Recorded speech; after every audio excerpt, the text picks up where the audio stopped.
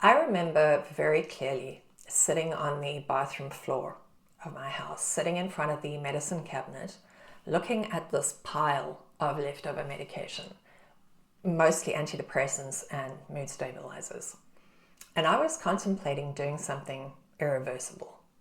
The reason I didn't go through with it was twofold. I did not know if there was enough medication there to do the job. In hindsight, there was enough to kill a small rhino, but I didn't know that at the time. The other reason was my parents. The S word, which you can't say on YouTube, the S word played a very prominent role in our family, and I knew from personal experience the devastation it leaves in its wake. That was my lowest point.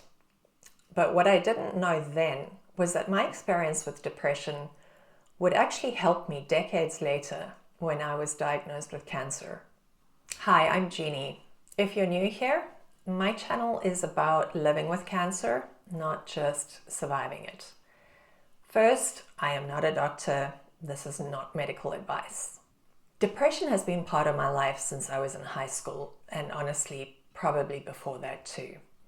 My family is wall-to-wall depressed, so it's literally in my DNA. For decades, I lived with what's called clinical depression or major depression. It's the kind of depression that is pervasive, persistent, and it usually doesn't have an obvious external cause. It doesn't matter how good your life looks from the outside. Inside, you simply feel dead. For me, depression was a reaction to an avalanche of bad news. Multiple myeloma, a broken back surgery, chemo, stem cell transplant, more chemo, breast cancer diagnosis, lumpectomy, and more recently, a scare with a brain tumor. If you've just been diagnosed, or you're undergoing treatment, or you've come out on the other side, you know what it feels like. The shock and the trauma takes you to places, dark places that you never even knew existed. It feels like you have a pile of bricks sitting on your chest. You are tired in a way that no amount of sleep is going to fix. You lose interest in everything around you. You either don't want to eat or you eat too much. At night, you lie in bed and you cannot switch your brain off. You feel like you are weighing other people down. You just don't want to do anything. Anything and everything is just too much effort. And you just want to be left alone. And it's not just emotional. It is physical too. It drags you under. It slows you down. What makes it even worse is that people don't want to hear about depression or cancer, for that matter. With cancer, they say, you're so inspirational, you're so strong, you're so brave.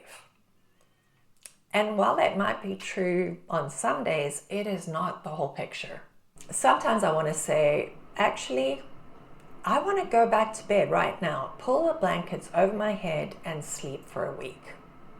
But it doesn't always feel safe to say that because there's this pressure to be positive and to put on a brave face. The people who tell you to just be more positive, they've never experienced depression. They just don't get it. They don't. Honestly, I learned a long time ago, I don't even waste my breath with those people. If I need to talk, I find somebody who has suffered from depression themselves, but usually I actually just wait it out. There are a few things that I try to do that I've learned along the way sometimes help. Take one ridiculously small action. This sounds lame, but when I was depressed in my 20s, it actually helped me more than anything else. In the morning, I would wake up and take my coffee mug off the nightstand, take it through to the kitchen and wash it. Because when you wash the coffee cup, the dinner plate sitting in the sink, washing that is not overwhelming. You see that the trash needs to go out. And while you are taking the trash out, you may as well get the mail from yesterday. And before you know it, you are showered and you are dressed. Obviously, it's not about the coffee mug. It's about momentum. Just taking one small action, no matter what it is, that will snowball and get you on your feet. I like this one. Schedule doing nothing. Block out a couple of hours, a few hours in your day where you're allowed to do nothing and not feel guilty about it. It takes you from a mindset of I'm failing, I'm wallowing, to I'm following my plan. It gives structure instead of shame. When I'm depressed, all I want to do is go lie in bed and watch TV. And while that does distract you for a little while, it does nothing to change the depression. As soon as you stop watching TV, you feel just as crap as you did before. I don't always succeed, but I try to make myself go outside, to take off my shoes, feel the grass under my feet, to listen to the birds, and feel the sun on your face. Sunlight can improve mood and it can reduce depressive symptoms. Sometimes you don't want to talk, and that's okay. Just tell your family that you need some time.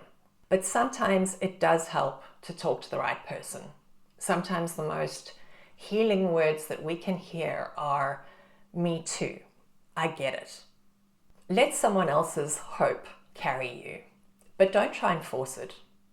If you don't want to go to a support group, don't go to a support group. You might be ready later on, or you might not. It's different for each person. Make a list of 2. I put together a to-do list. There is something about putting it down on a little piece of paper that makes it feel less overwhelming, because when you have things hanging over your head, it is overwhelming. Once I have put that down on paper, I take the top 2, the most important things that I need to do. I need to contact the pharmacy to sort out some issue with my medication, or I need to pay my water bill because the county lives in the dark ages and won't allow you to pay online. You feel good because you've done something, not nothing. And extra bonus, if momentum kicks in and you do number 3 and number 4, great. But even if you don't, you've done 2 things. The bottom line is that depression lies to you. It tells you that you don't matter, but you do. It tells you no one understands. The people watching this video understand. I understand. It tells you that it will always be this way, that you will always feel this way. But feelings are not facts. It will shift. It will lift. It might only be temporary, but I'll take it. Relief is relief. Over the past 18 months, the number of days that I'm depressed has lessened. It's still as intense as it was, but at first when I was diagnosed, it was almost every day, and emotions swung between fear and grief and shock and depression. In fact, when I started putting this video together, I knew I couldn't shoot it that day because I was feeling depressed. And I knew that I would be bringing negative energy to the table, which is not going to help you and it's not going to help me. So I waited, and it lifted. And here I am, and I'm feeling better. If you have cancer, if you are struggling with depression, that is not weakness. It is not laziness. It is not you being dramatic. Depression is simply a part of the cancer journey, and it is a journey that we're all on together. That is all I have for you today. If you found this video helpful, please subscribe or like the video. Both of those things help me reach more people. And this one is really important. If you had straight hair and then you had chemo and then it grew back curly, what do you do with all the horns? I can't figure out the whole styling thing. So if you have any tips, leave a comment. Thank you, and I'll see you in the next one.